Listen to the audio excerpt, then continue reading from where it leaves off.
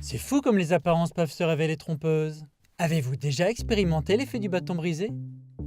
3 ingrédients sont nécessaires pour cette expérience. Un verre, une cuillère en guise de bâton et de l'eau. Si le phénomène scientifique est simple, photographier correctement de la verre l'est moins.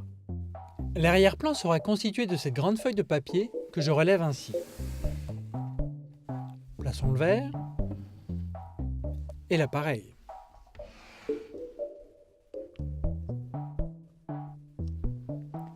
Ensuite, pour minimiser le reflet sur le verre, je dois avoir une source de lumière extrêmement diffuse. J'utilise donc une deuxième feuille de papier que je galbe ainsi pour construire un tunnel. L'éclair du flash va traverser le papier, constituant ainsi une source de lumière très douce. La lumière se déplace environ 1 milliard de kilomètres par heure dans le vide, 810 millions dans l'eau et 720 millions de kilomètres par heure dans le verre. En fonction du milieu, la lumière ralentit et voit sa trajectoire dévier. Ce phénomène se nomme la réfraction. Cette illusion d'optique résulte dans notre cas de la disposition particulière de la cuillère. Elle semble alors s'arrêter à la surface de l'eau. Photo.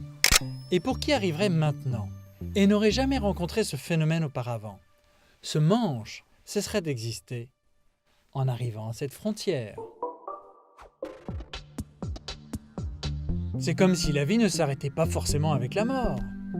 Dans la conception matérialiste, le décès est une rupture qui empêche tout prolongement.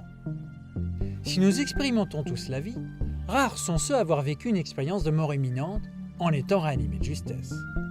Les nombreuses études de médecine à ce sujet sont pour le moins troublantes. Ceux qui ont vécu une telle expérience n'ont depuis plus peur de ce que l'on appelle la mort.